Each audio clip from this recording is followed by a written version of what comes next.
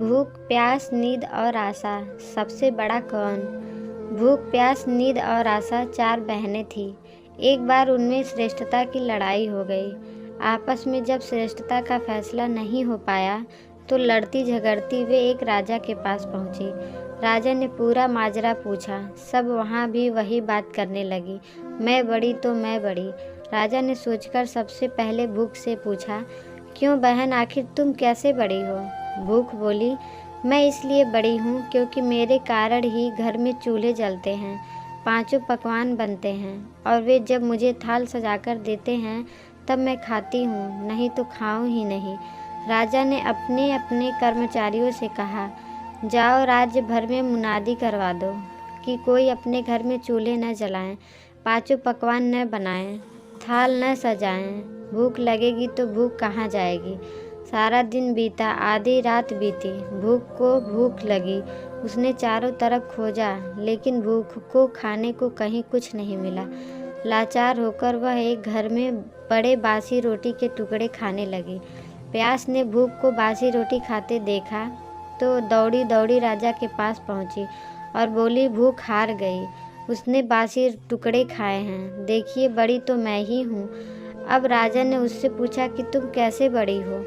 प्यास बोली, मैं बड़ी हूँ, मेरे कारण ही लोग कुएं तालाब बनवाते हैं, बढ़िया बर्तन में भरकर पानी रखते हैं और वे जब मुझे गिलास भरकर देते हैं तब मैं उसे पीती हूँ, नहीं तो पीऊँ ही नहीं। राजा ने अपने सेवक से कहा, मुनादी करा दो कि कोई भी अपने घर में पानी भरकर नहीं रखे, किसी को गिलास भरकर पानी न दें, कुएं तालाबों पर पहरे बिठा दो। प्यास को प्यास लगेगी तो देखे कहाँ जाती है। सारा दिन बीता, आधी रात बीती, प्यास को प्यास लगी। वह यहाँ दौड़ी वहाँ दौड़ी लेकिन पानी की कहीं एक बूंद न मिली। लाचार होकर वह एक तालाब पर झुककर पानी पीने लगी। नींद ने देखा तो वह दौड़ी दौड़ी राजा के पास पहुंची और बताया कि प्यास हार गई, वह तो ताल पर झुककर पानी पी रही है। मैं बड़ी हूँ, अब इसमें तो कोई संयम नहीं रह गया। अब जब राजा ने पूछा, तुम कैसी बड़ी हो, वह भी बता दो। नींद बोली, लोग मेरे लिए पलंग बिछवाते हैं, उस पर बिस्तर लगवाते हैं, जब मुझे बिस्तर बिछाकर देते हैं तब मैं सोती हूँ, नहीं तो सो ही नहीं। राजा ने सब सेवकों से कहा, राज्य में यह मुनादी करवा दो, कोई पलंग न बनवाएं, उस पर गद्दे न डलवाएं और बिस्तर बिछाकर भी न रखें। देखें नींद को नींद आएगी तो वह कहाँ जाती है। दिन तो ठीक रहा, आधी रात बीत गई, नींद उसे भी झेल गई, लेकिन उसके बाद नींद को नींद आने लगी। उसने खूब ढूंढा लेकिन बिस्तर कहीं नहीं मिला। हारकर वह उबड़ खाबड़ जमीन पर ही लेट गई। आशा ने राजा को खबर दी। उसने कहा, नींद भी हार गई, गर्व बिस्तर की बात कहने वाली उबड़ खाबड़ धरती पर सोई है। वास्तव में भूख, प्यास और नींद तीनों में मैं बड़ी हूँ।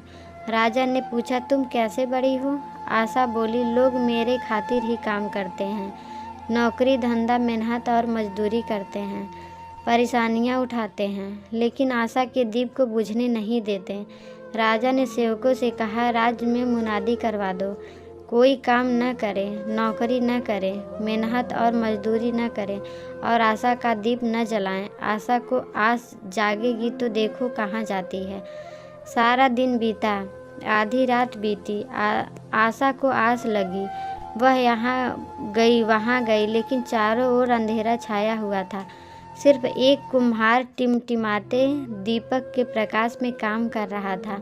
वह वहाँ जाकर टिक गई और राजा ने देखा कुम्हार ने जो दिए बनाए उसके सोने के हो जाने की आस की और वह सोने का हो गया। सोने के दिए में रुपए की बाती तथा कंचन का महल बन गया। जैसे उसकी आशाएं पूरी हुई वैसे सबकी हो। कामनाओं के दीप बुझे तो अच्छा, लेकिन आशा का दीपक कभी बुझने नहीं देना चाहिए। हालात कैसे भी हों, यही दीपक ऐसा है जो जीवन को प्रकाशित करने के लिए जूझने का हौसला देता है। फिर नींद, भूख, प्यास सब सगी हो जाती हैं। आपको ये कहानी कैसी लगी हमें कमेंट बॉक्स में ज़रूर बताएं। अगर आपको ये कहानी अच्छी लगी हो तो लाइक करें, अपने दोस्तों के साथ शेयर करें और चैनल पर नए हों तो चैनल को सब्सक्राइब ज़रूर करें। वीडियो देखने के लिए धन्यवाद।